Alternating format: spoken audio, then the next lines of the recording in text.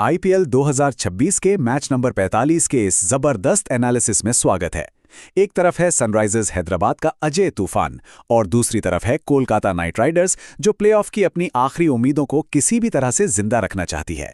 Underdogs बनाम जगरनॉट्स। चलिए इस पूरे मैच के डेटा और रणनीतियों को गहराई से डीकोड करते हैं। तो आज के इस एनालिसिस का एजेंडा कुछ इस तरह है। सबसे पहले हम बात करेंगे हाई स्टेक्स इन हैदराबाद की, फिर नजर डालेंगे द हैदराबाद रन फेस्ट पर। इसके बाद head to head history, analysing the squad और क्रूशियल प्लेयर बैटल्स को समझेंगे और आखिर में the final prediction. High stakes in Hyderabad, the Orange Storm versus Purple Power. देखिए केकेआर के लिए प्लेऑफ की उम्मीदें अब बस एक पतले से धागे से लटकी हुई हैं। ऐसे में सबसे बड़ा सवाल यही है, क्या वो सनराइजर्स हैदराबाद के इस खतरनाक ऑरेंज स्टॉर्म को रोक पाएंगे? जिस तरह का मोमेंटम हैदराबाद के पास है, सच कहूं तो उसे रोकना किसी पहाड़ तोड़ने से कम नहीं है। दोनों टीमों के बीच का फासला बहुत बड़ा है। एक तरफ एसआरएच है जो 12 पॉइंट्स के साथ तीसरे नंबर पर मजबूती से खड़ी है, लगातार 5 मैच जीत कर आ रहे हैं, एकदम फॉर्म में है। दूसरी तरफ केकेआर पॉइंट्स टेबल में सबसे नीचे संघर्ष कर रही है। उनके पास सिर्फ 5 पॉइंट्स हैं। हाँ, ये बात सही है कि उन्होंने अपने पिछले 2 मुकाबले जीते हैं, लेकिन प्लेऑफ तक पहुंचने के लिए उन्हें बचे हुए सभी 6 मैच बैक टू बैक जीतने होंगे, जो खैर किसी चमत्कार से कम नहीं होगा। Section 2 the Hyderabad run fest, analysing Rajiv Gandhi international stadium. अब ये आंकड़ा बहुत ही दिलचस्प है, 200 प्लस। सनराइजर्स हैदराबाद ने हाल ही में अपने होम ग्राउंड पर पहले बैटिंग करते हुए 200 से ज्यादा के स्कोर न सिर्फ बनाए हैं, बल्कि बहुत ही आसानी से डिफेंड भी किए हैं। यह साफ दिखाता है कि अगर बैटर्स फॉर्म में हो तो इस पिच पर रनों की बरसात होना तय है। लेकिन केकेआर के स्पिन हैवी बॉलिंग अटैक के लिए यहां एक बहुत बड़ा रेड फ्लैग है। इस मैदान पर गिरे पिछले 58 विकेटों को अगर देखें तो तेज गेंदबाजों ने 43 विकेट झटके हैं और स्पिनर्स को मिले हैं सिर्फ 11 विकेट। मतलब साफ है, इस पिच के असली बॉस पेसर्स ही हैं। Section 3 head to head history, past dominance versus present form.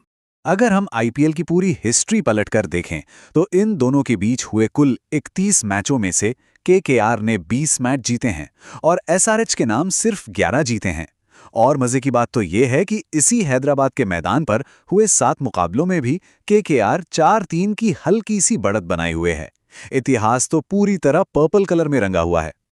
लेकिन सबसे क्रूशियल पॉइंट यह है कि एसआरएच ने हाल ही में इस पूरे इतिहास को पलटकर रख दिया है। पिछले दोनों आमने सामने के मुकाबलों में हैदराबाद ने ही जीत दर्ज की है, और तो और इसी सीजन में उन्होंने कलकत्ता को पूरे 65 रनों से बुरी तरह हराया था। तो ये कह सकते हैं कि मौजूदा फॉर्म की कहानी कुछ और ही है। Section 4 analysing the squads, explosive openers and fragile top orders. SRH की टीम इस वक्त एकदम पैक्ड और खतरनाक नजर आ रही है। उनके टॉप 3 बैटर्स का एवरेज और स्ट्राइक रेट सच में केकेआर के टॉप 3 के मुकाबले सीधा 2 गुना है। ट्रेविस हेड और अभिषेक शर्मा लगातार विस्फोटक शुरुआत दे रहे हैं और गेंदबाजी में ईशान मलिंगा अपनी शानदार फॉर्म में हैं। अब तक 15 विकेट चटका चुके हैं। एक और बड़ी अपडेट यह है कि चोटिल शिवम मावी की जगह अंडर 19 के उभरते हुए सितारे आरएस अमरीश को टीम में शामिल किया गया है। अब जरा इस नंबर पर गौर कीजिए, 58। हेनरिक क्लॉसन का केकेआर के खिलाफ एवरेज 58 का है, जिसमें 353 रन शामिल हैं। वो इस समय एसआरएच के मिडिल ऑर्डर की सबसे मजबूत और डरावनी रीढ़ बन चुके हैं। उनका विकेट जल्दी न मिलना किसी भी विरोधी टीम के लिए सबसे बड़ी मुसीबत बन जाता है। वहीं दूसरी तरफ केकेआर की सबसे बड़ी सिरदर्दी उनका टॉप ऑर्डर है। अजिंक्य रहाणे और टिम सीफर्ट लगातार स्ट्रगल कर रहे हैं। नतीजा ये है कि टीम पूरी तरह रिंकू सिंह की करिश्माई फिनिशिंग पर निर्भर हो गई है, जो अभी-अभी 83 और 53 रनों की नाबाद पारियां खेलकर आ रहे हैं। एक और बड़ा नाम है कैमरन ग्रीन, जिनका इस पर्टिकुलर मैदान पर 153 का अविश्वसनीय एवरेज है। गेंदबाजी में सारा दारोमदार सुनील नारायण और वरुण चक्रवर्ती की मिस्ट्री स्पिन जोड़ी पर ही टिका होगा।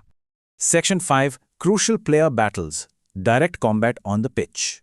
मैच अक्सर इन छोटे-छोटे माइक्रो बैटल्स में ही जीते या हारे जाते हैं। जैसे केकेआर के वैभव अरोड़ा ने पास्ट में एसआरएच के दोनों खतरनाक ओपनर्स हेड और अभिषेक को आउट करने में कामयाबी पाई है। वहीं बीच के ओवर्स में सुनील नारायण और वरुण चक्रवर्ती की कोशिश यही होगी कि क्लासेन और नीतीश कुमार रेड्डी जैसे ताबड़तोड़ बल्लेबाजों को कैसे भी करके शांत रखा जाए।